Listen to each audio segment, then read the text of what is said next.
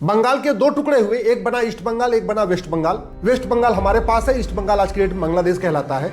और उस बांग्लादेश में दीपू को इसलिए मार दिया गया क्योंकि उसने ये कह दिया था सबका मालिक एक है, खुदा और भगवान एक है, सबका रास्ता अलग अलग है, लेकिन अंत में सबको एक ही जगह जाना है। इसी बात को उन्होंने कह दिया कि नहीं, ये तो गुस्ताखी हो गई है, इसलिए हम इसका सरतन जुदा करेंगे। उसको पहले पीटा गया, इतना पीटा गया कि वो बेहोश हो गया, उसके बाद उसको जिंदा जला दिया। भारत में भी इस समय दीपू की फोटो शेयर की जा रही है, दीपू का वीडियो शेयर किया जा रहा है, लेकिन इस समस्या के मूल कारण अस्थायी समाधान की बात नहीं हो रही। बांग्लादेश में भी सेना है, बांग्लादेश में भी संसद है, बांग्लादेश में भी संविधान है, बांग्लादेश में भी मठ मंदिर है, बांग्लादेश में भी पंडा पुजारी है, बांग्लादेश में भी लेखक हैं, बुद्धिजीवी हैं, पत्रकार हैं, कलमकार हैं। इसके बावजूद दीपू की हत्या हुई और भारत में आज भी इस हत्या के मूल कारण अस्थायी समाधान की बात नहीं हो रही। बांग्लादेश में प्रधानमंत्री है, बांग्लादेश में राष्ट्रपति है, बांग्लादेश में मिसाइल है, बांग्लादेश में बम बारूद है, बांग्लादेश में भी एयरफोर्स है, नेवी है, आर्मी है, सब कुछ है। इसके बावजूद वहाँ पर प्रतिदिन हिंदुओं को प्रताड़ित किया जा रहा है। इसलिए मैं बार बार कह रहा हूँ, इस समस्या के मूल कारण अस्थायी समाधान को समझना होगा।